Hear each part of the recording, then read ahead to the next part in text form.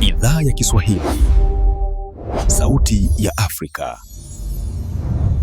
Harare, Zimbabwe. Zaidi ya wahamiaji 178,000 wameondoka Afrika Kusini katika miezi ya hivi karibuni. Hii inafuatia maandamano ya makundi ya wenyeji wanaopinga uwepo wa wahamiaji ndani ya nchi hiyo. Wadadisi wa kiuchumi wametaja hali hiyo kama wimbi kubwa zaidi la wahamiaji kufurushwa ndani ya Afrika katika miaka ya hivi karibuni, na kuonya athari kwa uchumi wa Afrika Kusini kutokana na uhaba wa wafanyakazi, hususan katika viwanda vilivyowategemea wafanyakazi wahamiaji.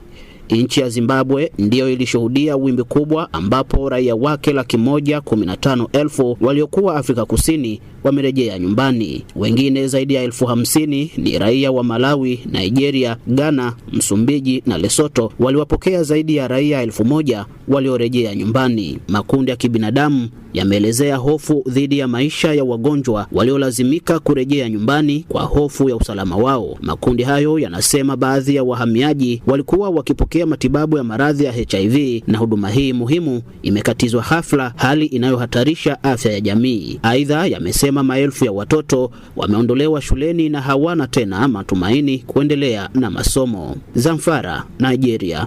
Jeshi la Nigeria linasema limefanikiwa kuwaokoa raia 33 waliotekwa nyara na genge lenye silaha katika jimbo la Zamfara, kaskazini magharibi mwa nchi. Msemaji wa jeshi amesema maafisa wa polisi na jeshi walishirikiana pamoja na kuwafumania watekaji hao wakati wakianza kuwapeleka mateka hao katika eneo la maficho. Watekaji hao walitoroka baada ya kukabiliana na wanajeshi. Magenge ya jinai yamekuwa yakiteka nyara wakazi wa kaskazini mwa Nigeria ambapo yanadai kulipwa kikombozi. Makundi ya kiraia yanasema barabara nyingi zinatumiwa na magenge hayo na hulenga magari ya uchukuzi wa umma. Wanajeshi wa Nigeria wamefanikiwa kuwakomboa mateka wengi katika majuma ya hivi karibuni. Wiki jana, ikulu ya Rais Bola Tinubu ilitangaza kwamba wanajeshi walikomboa mateka 300 waliochukuliwa na makundi ya uhalifu kutoka maeneo tofauti nchini Nigeria. Ebola, DRC.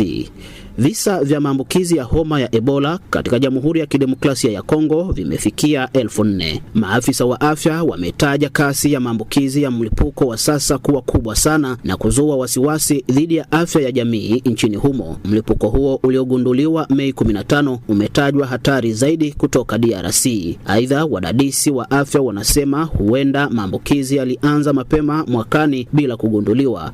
Kufika sasa zaidi ya watu 1,800 wamepoteza maisha kutokana na Ebola. Maeneo yanayoathirika na mlipuko wa sasa ni pamoja na mikoa ya Ituri, Kivu Kaskazini, Kivu Kusini, Hoiele na Chopo. Maafisa wa afya nchini DRC wamesema changamoto za usalama mashariki mwa nchi zinachangia zaidi kusambaa kwa maambukizi. Changamoto nyingine ni ukosefu wa chanjo, huku virusi aina ya Bundibugyo vikitajwa kuwa ngumu kutambuliwa kwa haraka.